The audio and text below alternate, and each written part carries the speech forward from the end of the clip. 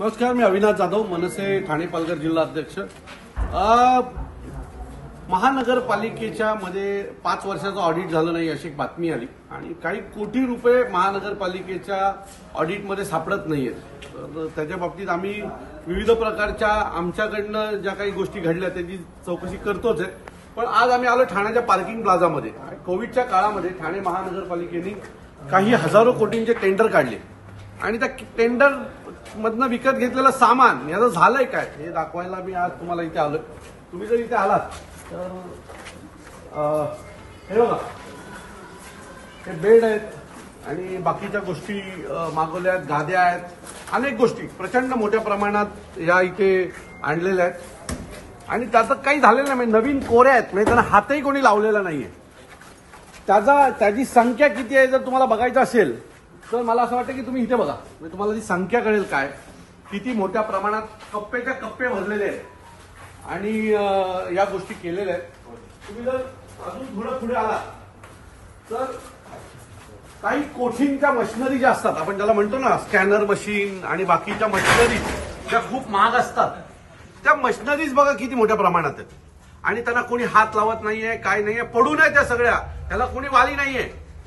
आज जर तुम्ही ठाण्याच्या कळवा हॉस्पिटलला गेलात आणि कळवा हॉस्पिटलमध्ये जर तुम्ही जाऊन थांबलात तर कळवा हॉस्पिटलमध्ये आज अनेक लोक रोज मरतात, व्यवस्था नाहीये, बेड नाहीये, कुठलीच गोष्ट नाहीये आणि तरी सुद्धा मला वाटतं की आपण नवीन सामान मागवतो। आज हा काही कोटींचा सामान आहे, मी तुम्हाला लिहून देतो, हा काही कोटींचं सामान धूळखाट पडलंय आणि ठाणे महानगरपालिकेचे हॉस्पिटल जे आहेत ते बेजार आहेत।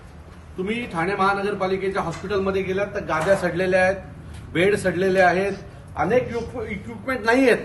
परंतु इथे जर तुम्ही बघाल तर ही एक एक मशीन 8-10 लाखाची आहे आणि ती मला वाटतं किमान जर इथे नीट बघितलं ना आम्ही लोकांनी तर किमान एक 200 पीस आहेत इथे पडलेले, एक 200 पीस आहे। म्हणजे हा जर सगळा माल पकडला तर तो काही कोठींचा माल जर इथे सडक पडला असेल आणि ठाणेकरांना जिथे गरज आहे अशा ठिकाणी मिळत नसेल तर मला असं वाटतं की नक्की हा भ्रष्टाचार कशासाठी झाला होता। म्हणजे कोऱ्या गोष्टी आहेत, म्हणजे याचा वापरही एक दिवसासाठी नाही झाला, जुन्या ज्या आहेत त्या आहेतच, पण त्याच्या व्यतिरिक्त या ज्या नवीन कोरे मटेरियल आहेत हे देखील पडलेलं। मला असं वाटतं टेंडर जे काढले होते ना ते प्रॉफिटसाठी काढले होते, म्हणजे पैसा ठाणे महानगरपालिकेचा त्यावेळेला कोणी विचारायला मायबाप नव्हता, त्यामुळे पाहिजे तेवढं घेऊन ठेवलं। म्हणजे एक ही मला वाटतं हा बेड जर 2000 रुपयाचा असेल तर त्यांनी 20,000 रुपयाला विकत घेतला असेल, किंवा हा बेड जर 20,000चा असेल तर हा त्यांनी 50,000 रुपयाला त्यावेळेला विकत घेऊन ठेवला असेल, फक्त यांच्या प्रॉफिटसाठी। आणि आता त्या गोष्टीचा उपयोग काय होतोय तर संपूर्ण पैसे ठाणेकरांचे पाण्यात गेलेले आहेत आणि हा सगळा सामान हा पार्किंग प्लाझाच्या गोडाऊनमध्ये सडतोय। म्हणजे ठाणेकरांना विनंती आहे, आपण टॅक्सेस भरतो पण त्या टॅक्सेसचं काय होतं आपण कधी विचारायला कोणाला जात नाही। काही नगरसेवक एक काम 4 वेळा काढतात। म्हणजे जर 2022ला आमच्या पुष्कर विचार आणि आमच्या घोडबंदरच्या टीमने एक तक्रार केली होती की अचानक एक रस्त्यावर हे उभं केलं होतं, काय उभं केलं होतं त्या लोकांनी, सेंटर उभा केला हा, आणि अचानक पुढच्या महिन्यात तिथे ते काढलं आणि दुसरं काहीतरी बनवलं। म्हणजे सुरुवातीला 8-10 लाखाचा खर्च करायचा, ते काढायचं, मग परत काहीतरी करायचं, असं करून आपल्या ठाणेकरांच्या पैशाची वाट लागते। आवश्यक असलेल्या पाण्याचं धरण होत नाहीये, विजेचा प्रश्न तसाच प्रलंबित आहे, कचऱ्याचा प्रश्न प्रलंबित आहे, सगळ्या गोष्टी ज्या महत्वाच्या गोष्टी आहेत त्या तशाच पडल्यात। पण ठाणेकरांच्या पैशावर फक्त टेंडर काढून मजा मारायचं काम हे काही लोक करतात। ठाणेकरांनी याच्याकडे लक्ष देऊन पाहिलं पाहिजे असं मला वाटतंय।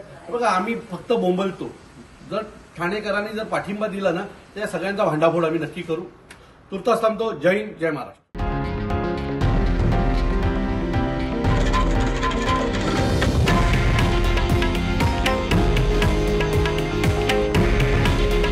हे आहे देशातील नंबर 1 न्यूज नेटवर्क आणि आपण पाहत आहात TV9 मराठी। काळजी तुमची, हित महाराष्ट्राचं।